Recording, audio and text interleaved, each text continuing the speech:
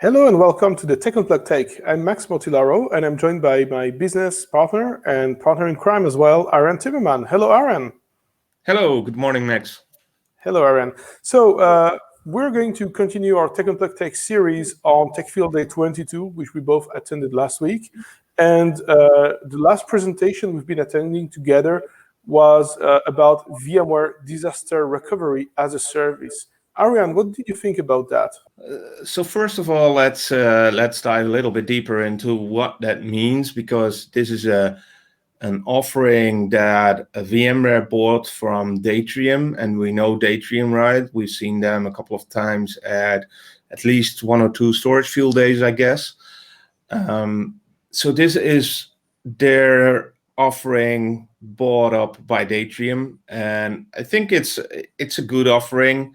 There's a couple of things for me that stand out. One is it's VMware only, and two, it's AWS only. So that are two things that really stood out for me, where I was like, yeah, but what about the rest? So not everybody bought into VMware. What is in it for them? And from what I'm seeing right now, there is nothing and there will be nothing. So that was my take on the things that I didn't like. So from a VMware perspective, if you're a VMware customer, it's easy to make sure that your environment is protected in case of a disaster. Again, there were some caveats into that as well. A 4-hour RPO is a long time, if you ask me. As well as you could do or you could say, okay, I'll buy into AWS because you need some stuff over there, but don't spin everything up so you won't pay the full amount. And from there, go into, okay, if something happens, it needs to be spun up, but that takes time. And how much time? They showed us that they could do it in around 2 hours, or something like that. But then you still have the RPO, so that's still the 4 hours. So it's a 4-hour plus, which makes it a long time. You need to take that into account when you're figuring out how you're going to do that DR. So there were a lot of things going on. I do like it. I do like the opportunity to bring your DR into the cloud, in this case AWS. But there were some caveats for me. But I'm talking too much now. Let's jump over to you. Anything that stood out for you, Max? Well, I think I have a kind of a similar impression as you do, in the sense that if you're who is that for? If you're a VMware shop and you're heavily into virtualization and you don't have to sort out anything else besides that, it's a great solution because it's easy. The control plane runs in the cloud. You spin up your DR, either, as you said, you either keep it running or you spin it up on demand in the cloud, and you don't have to deal with the having a colo, with having some infrastructure somewhere else and so on, which is great. But again, these advantages become an inconvenience if you want to run your stuff outside of AWS for whatever reason. If you're an Azure customer, then you have a problem. If you need to manage physical infrastructure as well, I mean, of course, I do get that it's VMware, but if for whatever reason you have mixed environments, then it's also a challenge, right? So it really comes down to what your use case is about. Yeah, I totally agree. And on that part, if you're in an SDDC and you're building on VMware VCF, so the VMware Cloud Foundation, I think you're already thinking about how am I going to build a hybrid environment. So you're already starting to think about, okay, so I've got my on-premises environment, but I want to do stuff in a cloud environment as well. And you want to leverage everything to the best of its use case, right? So you will use AWS if you've got stuff in AWS and you want to be really near to where you want to leverage that AWS resources, and you will use Azure if there's something in Azure. And multi-cloud is getting more and more important for a lot of customers. So for me, if you're going to buy into that, you also want to buy into multiple clouds. You don't want to be bound just to AWS. That's something for me that's really important, and what they really need to be working on. Migrating your environment using something like this could be a very important thing for them as well. So a lot of customers are looking into, okay, but I want to move certain workloads into AWS. How am I going to do that? Therefore, it could be a very good solution to use something like the DRaaS appliance or the DRaaS solution from VMware. Yeah, no, you are saying that you're still kind of. I'm still waiting. kind of there's. You don't want to be bound to one thing in your own environment and one thing in the cloud. You want to have choice, and that's something where I really think they should build on.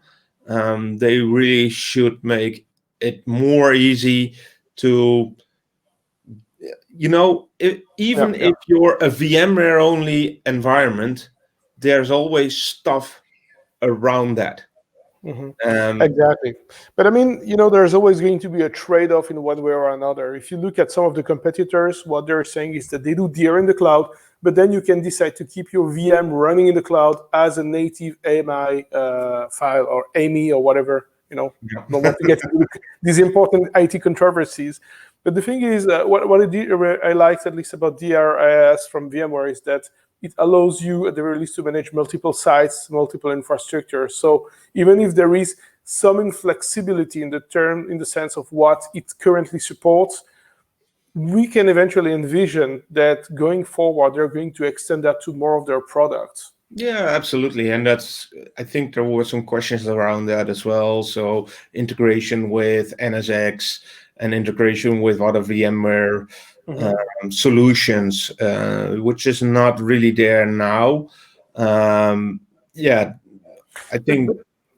Yeah, but what I wanted to say there is, because it just came to my mind right now, it's really inherent to the VMware strategy, and I think it's coherent with VMware strategy, which is VMware offers end-to-end, products which cover a lot of use cases, but within their own ecosystem. So if you're heavily into the VMware product, that may be a great use case. Yeah. If you look at the other data protection companies that we've been watching at TECHunplugged, they, of course, are not bound by VMware or by, of course, they may have had some dependency. They still support because, let's be honest, virtualized environments running VMware are really still important. They have a huge footprint still. Sure. But they look at the entire breadth of scope somehow of the enterprise IT. So they will look at what's on the cloud, they will look at what's on premises, they will look at physical, they will look at databases and so on. If you look at the VMware product so far, it is very heavily focused on the virtualization. And I still do not have a view here, or maybe I didn't catch that out during the conversation, whether they have some kind of integrations with some of the applications running within the VMs or not. And I remember they mentioned that you can set the priority of which applications are running or which application groups you want to start first. But otherwise, it still felt, I mean, at least to me, like a version 1.0 of a product which is going to be developed further. I don't necessarily want to say that it was a version 1.0. There's still a lot of development that will need to be going on. But I do want to mention a couple of strong things that we talked about. I think it was more off camera where we talked about those things. But in Europe, we don't really see that much, but in the US you see that sometimes a hurricane comes in, and you kind of with this solution you kind of can say, okay, you know what, I move my complete data center off premises to an AWS environment that is on the other side of the country.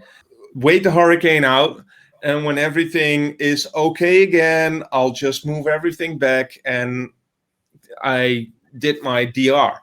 And that's really something for those kind of environments that's really strong, because we don't really have that kind of disasters over here, gladfully. But if that's something you're really concerned about, this could be a really good thing.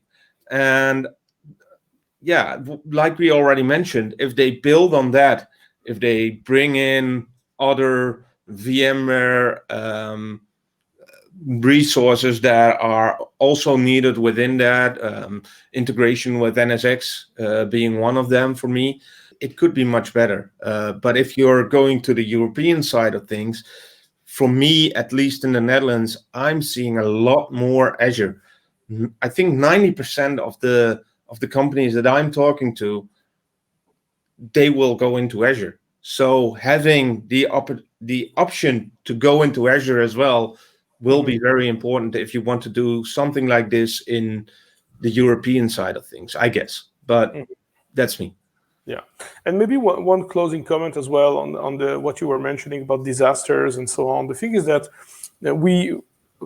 necessarily when we're talking with organizations, with companies which are presenting those technologies, they're focusing on the tool set to execute disaster recovery. But very often we kind of tend to forget about the fact that disaster recovery is part of business continuity, and that businesses still need to figure how they are going to continue their business operations in the face of a disaster, of an unplanned event, and so on.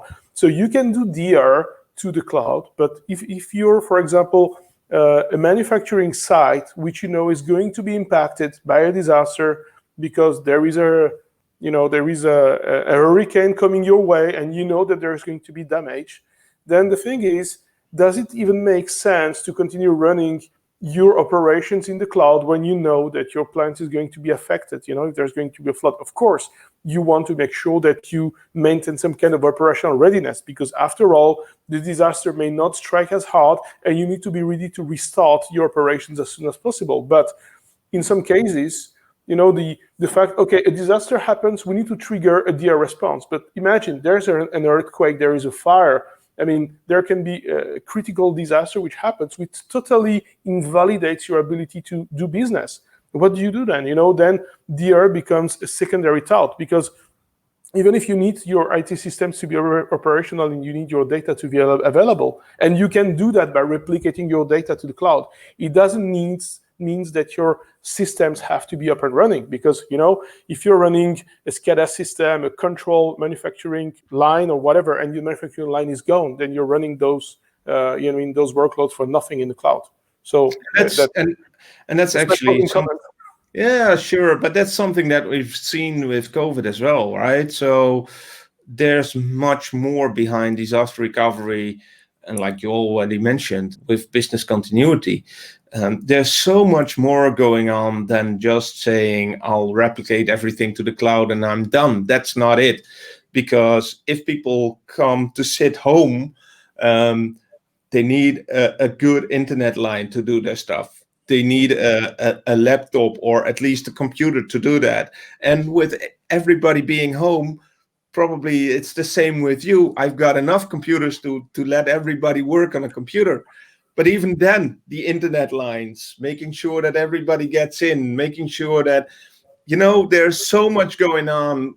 That's very true. Just a disaster recovery. It's crazy. It's very true, and I think that that makes a good closing point in a topic we're going to discuss later tonight together with our friends at VMware SD1. We'll be preparing some good stuff here with our friends at Gestalt IT and with VMware SD1, so stay tuned for more good content about this great topic. And that's the outro.